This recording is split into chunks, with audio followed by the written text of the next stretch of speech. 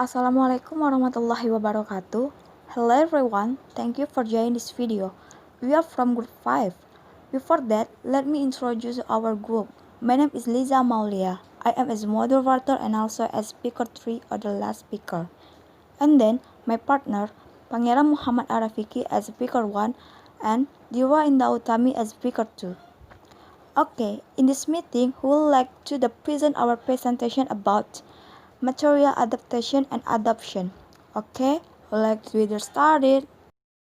Okay, in this meeting there are two material. The first material is adaptation of teaching material and the second material is adaptation of teaching materials. Adaptation of teaching materials. Teaching materials adaptation is making change to existing material in order to improve it or make it more suitable for certain students. Most teachers are not textbook writers but are good textbook supervisor. This kind of adaptation can be done in several ways such as A. Modify content.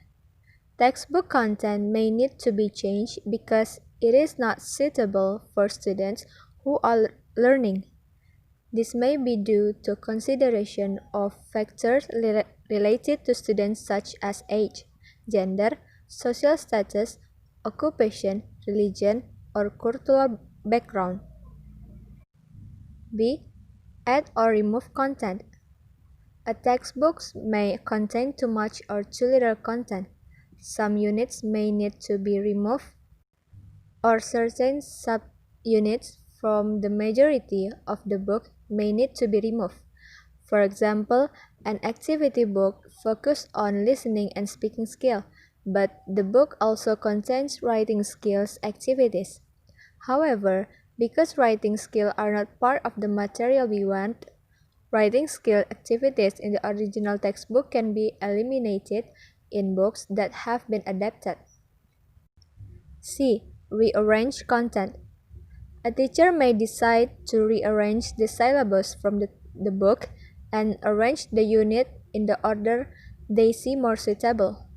Or even within a unit, the teacher may decide not to follow a series of activities in that unit but rearrange them for some reason. D. Omitting certain parts. In a text, there may be certain parts that the teacher can omit because they are considered less important. For example, the teacher could add vocabulary activities or grammar activities to one unit instead of omitting them. The next material is adapting of teaching materials. In adapting teaching materials, teachers can use two methods, namely using textbook to have been designed according to the curriculum and using authentic materials. A. Textbook. A convenient and easy way to adapt material is to use readily available textbook.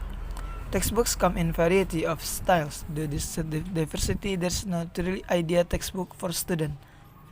It is important for the teacher to know how to evaluate the textbook and choose the appropriate additional material can be used. Using a textbook has its own value. Some scholars find textbook valid and useful. Textbook provide ready-to-use text and assessment. By using textbook, students have their own focus and can learn independently. For teachers, textbook can be guide and support so that the learning process run is used successful. However, textbooks have several drawbacks. Textbooks have their own theme and outline. Textbooks do not consider student background, knowledge, and do not pay attention to studies interests. Question in textbooks to be unknown level and have a height to answer the question. Also, textbooks have weakness. When choosing a textbook, it is important to the textbook evaluation. B. Authentic material. According to Zolak 2017, authentic material is a material written in English that is not written for the purpose of learning English in the classroom. Using this material make the learning process more ingenious and motivate students. Meanwhile, Martins 2002 defines authentic material as material that is prepared for native speakers and is now designed for the use of teaching purpose.